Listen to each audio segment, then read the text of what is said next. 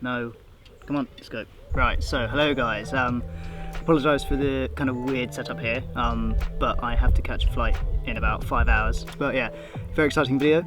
Today I've got some new tech. As many of you know, or some of you may know, I sold my drone. I had a Phantom 4, DJI Phantom 4. Wasn't the Pro, wasn't the Pro Advanced or anything like that. It was just the standard. Sold that one about a couple of months ago now. So I was in the market for a new drone. I got rid of the other one because it was just too big and like, it was just, hello boss, yeah.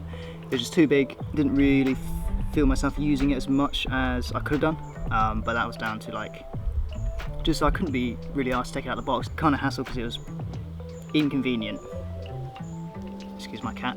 But yeah, it's just inconvenient to use and stuff. It's a very good drone, but you had to allow a lot of time to kind of set up, and yeah, it had a big controller, it was a big drone, noisy as hell. You couldn't really be discreet with it. Well, any drone you can't really be discreet, but this one was kind of in people's faces and stuff, and yeah, so I sold that one. And I was in the market for a much smaller drone. DJI are pretty much making some awesome products at the moment. They've got a sweet lineup of drones. So yeah, they do the Mavic Pro and the Mavic Pro Platinum. The Platinum being less noisy and you can get 30 minutes flight time out of it. They do that one in white, and they do the DJI Spark as well. Not so interested with those, but then they released the Mavic Air, and that's what got me interested.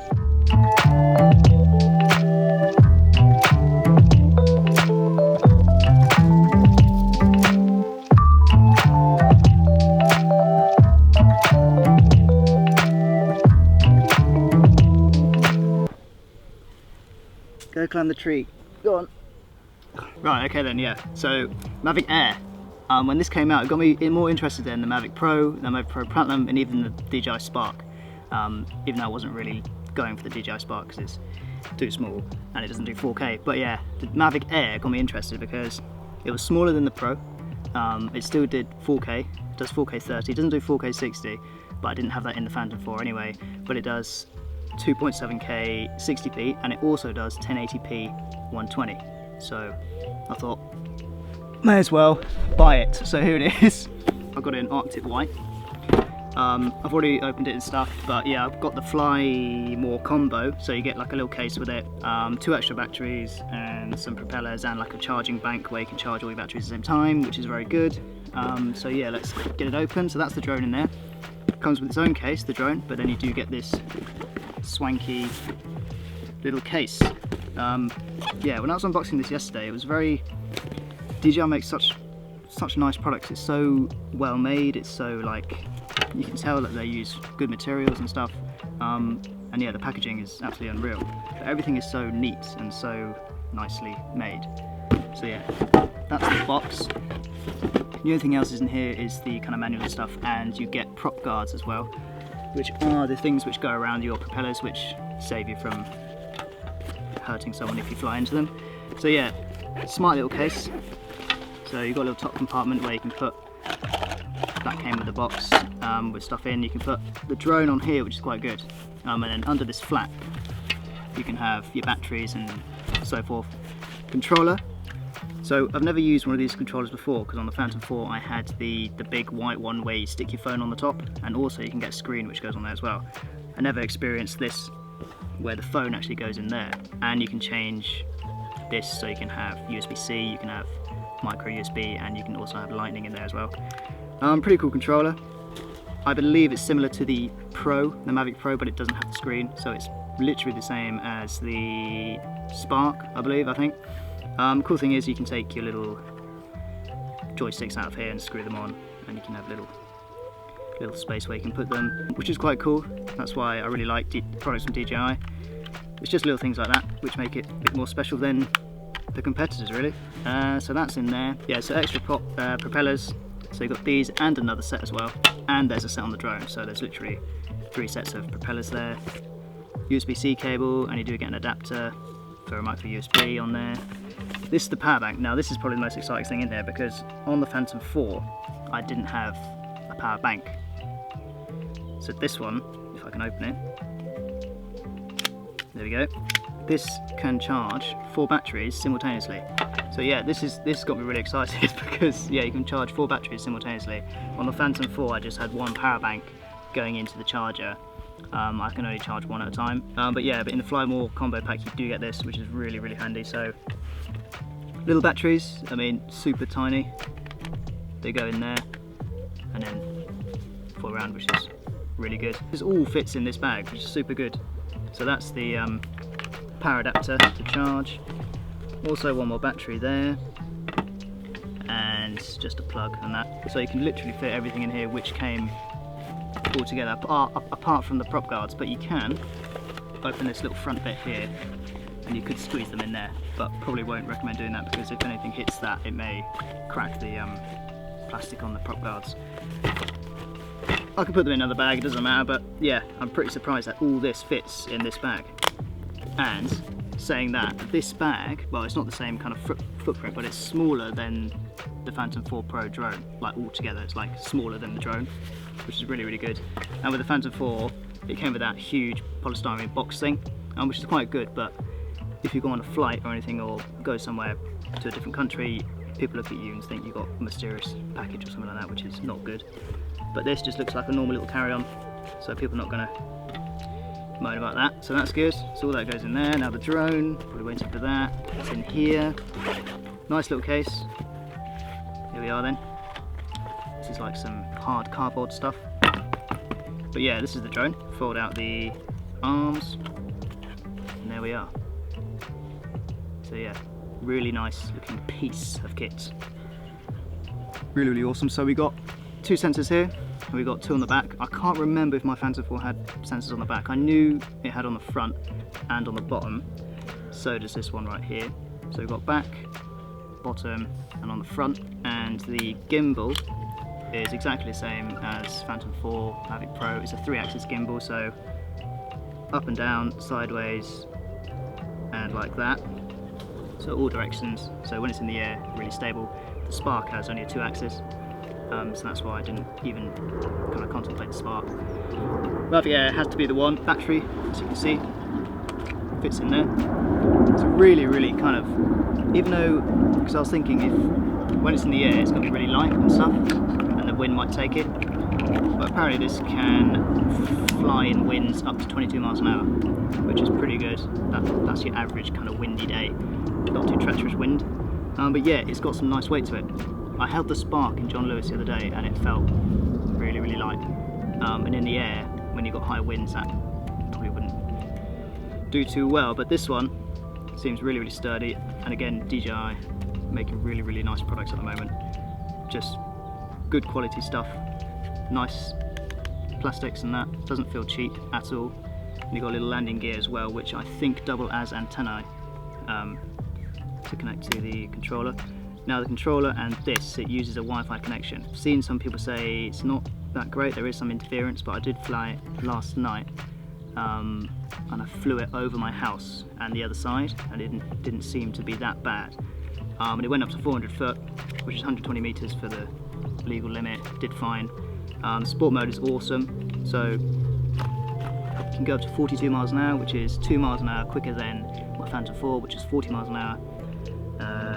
As I said, 4K 30, 2.7 60, 1080, 120, which is awesome. Yet to try that out.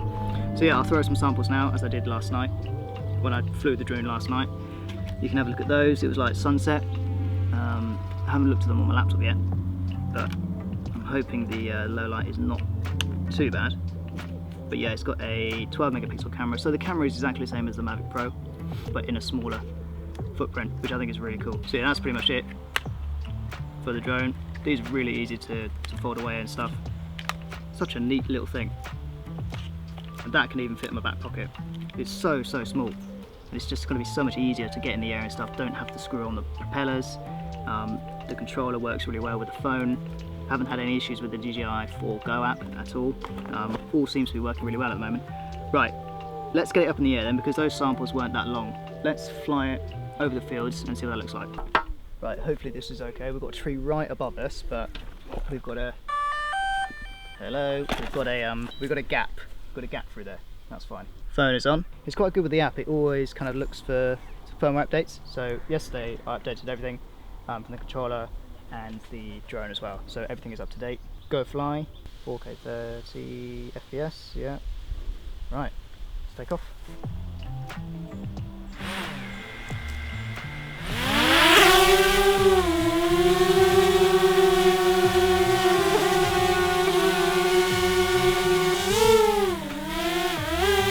I'm gonna have to go up just unlike the trees, because that's the sensors doing the work. If anything in front of it, it won't move. So I'll go back and then up. We found a gap. Okay, I'm going to press record now. Right, so we are recording in 4K 30. Come on. There we go, right. It's off. Yeah, so some people said in some reviews that it's quite loud, but I've been coming from a Phantom 4, which is much louder than this. So I'm not too bothered with the noise. Now, as you see in the sample footage right now, all the grass looks absolutely horrible and it's all dead, because in the UK we've had this ridiculous heat wave of like 30 degrees for the past 2 weeks. So yeah, that's why the grass looks absolutely dead everywhere. So I'm in the normal P mode at the moment, so that's just normal mode. I can switch it into sport, so we get the 42 miles an hour. You can hear that now, going super fast. It's very responsive, it's very precise in the control. I'm used to this joystick very much coming from the other one. But the thing is, with the sport mode, the Phantom 4 seemed to take off quicker. With this one, there's a little bit of turbo lag, just like my RS3. There's a little bit of turbo lag when you push the controller. It doesn't instantly go, but with the Phantom 4 it did. Then again, that might be something to do with some settings, I don't know, I'm not sure. But sport mode should turn off the rear sensors, I think, and maybe the front ones. But yeah, I do like to fly the drone all manual. I'm yet to try out the kind of gestures where you move your hands and stuff. That'll be another video. But this is just a quick one because I've literally got 5 minutes before I need to pack and leave for the airport. But this is the 4K footage. I mean, it does look awesome at the moment right now. Good quality. Yeah, I seem to have lost signal for a little bit, but that's maybe because we're in a mound of trees. Probably wasn't the best area to fly it, but yeah, you get a glimpse of what the 4K and stuff looks like. I'm pretty excited to use this little thing. It seems to be a lot more easier than the Phantom 4 to control and stuff. The Phantom 4 was a bit skittish and like a bit loose, but this seems more precise. It's only the sport mode doesn't kind of instantly shoot out. So I'm going to land this. Yeah, so my flight takes off at like 4. And I'm heading to Italy, Florence, so I'm going to be droning it a lot there. I'm going to go to Cinque Terre as well, along the coast of Italy. Yeah, I'm going to use this guy. Hope the drone flying over there is okay. I've seen a load of videos of people doing it there, so it should be alright. Right, let's see if I can bring it around here, this tree.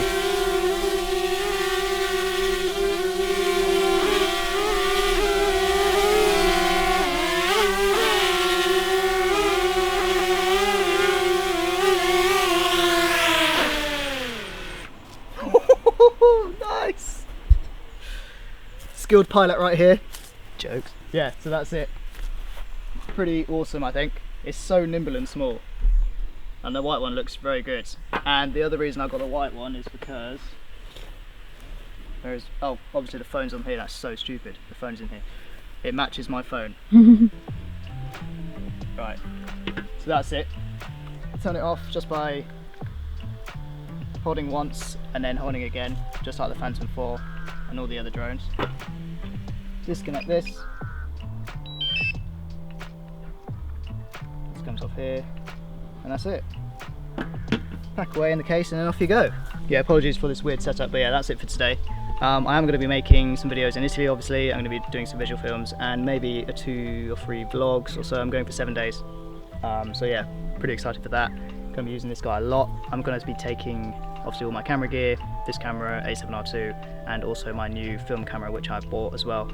And if you do want a video on that, it's a Canon AE1 program from the 1980s or something, film camera. I've just bought a load of film, me and my brother. We're going to be shooting a lot of film out there as well. If you do want a video on that, do comment down below if you want to see about film cameras and stuff, because he's got a bunch of film cameras which are really, really awesome. So yeah, hope you enjoyed this kind of first insight to the Mavic Pro. It's weird because every review people mistake it and like accidentally say Pro because it's been Pro for so long, but it's the Air, Mavic Air. So yes guys, hope you enjoy it, give it a thumbs up, and I'll see you in the next video. Goodbye.